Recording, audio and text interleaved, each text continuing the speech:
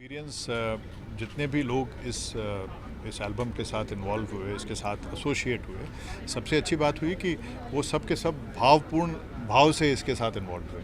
तो कभी ऐसा लगा नहीं कि वो दूसरे लोग हैं, और इसीलिए जब भी कभी कोई भी बात हुई तो सबका ध्यान इस तरफ था कि गाने को सबसे अच्छा कैसे बनाया जा सकता है। उसमें कभी हमने कंप्रोमाइज़ किया या हमने वर्ड्स को चेंज किया, कभी उन्होंने गाने की स्टाइल को चेंज किया, कभी उन्होंने म्यूज़िक को चेंज किया, बट आइडिया यही था कि सबसे अच्छा गाना कैसे बनाया जाए। और सबसे अच्छे गाने की जो परिभाषा है, जो डेफिनेशन, वो ये है कि वो दूसरे के दिल को छूना चाहिए। जी, बिल्कुल। सर, जैसा कि रवि सर का कहना है कि कभी गाने की स्टाइल को चेंज किया, कैसे सब कुछ किया आपने ये सारी चीज़ें? देखिए, जब शब्दों में, मैं तो कहता हूँ शब्दों में ट्यून छिपी होती है कई बार, कई शेड्स की ट्यून होती है, उसको ढूंढना एक कंपोज़र का काम है, फिर उसको सजाना।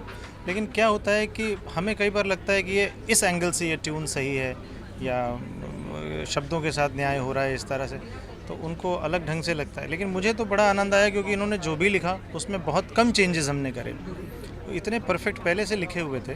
फिर भी कभी कभी फोनेटिकली, जैसा अभी आपको रेखा जी ने बताया, कुछ कभी कभी होता है गाने में, कुछ कभी कभी उसकी जो रवानी होती है उसमें कमी हो जाती है, तो उस हिसाब से भाव वही रखे, अर्थ वही रखे, और रवि जी ने हमेशा उसमें हमारा साथ दिया। इसको हमने मूनलाइट विस्पर्स इसलिए भी कहा कि जब कोई आदमी किसी के कान में फुसफुसाहट के साथ गुनगुनाता है, तो वो तभी गुनगुनाता है जब उस आदमी को लगता है कि दूसरे वाला मेरे बहुत करीब है।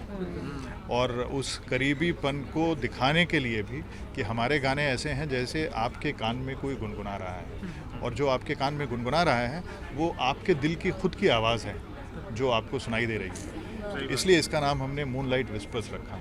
और मूनलाइट इसलिए क्योंकि चंद्रमा है, चंद्रमा के कई रूप रात में होते हैं, तो रोमांस के इसी तरह से बहुत सारे रूप होते हैं। शुरू में कुछ अच्छे होते हैं, उसके बाद रोमांस का पूरा चढ़ाव होता है, और जब सुबह चांदनी जब घुलने लगती है तो उसका असर दूसरा होता है। तो इसी तरह हमारी ऐसी उम्मीद है कि हमारे जो 8 गाने इसमें रोमांस के हैं, वो उसमें लोगों को चांद के डिफरेंट शेड्स का आभास होगा, और ये आभास होगा कि उनके कान में कोई गुनगुना रहा है, और जो वो गुनगुना रहा है वो खुद वही हैं जो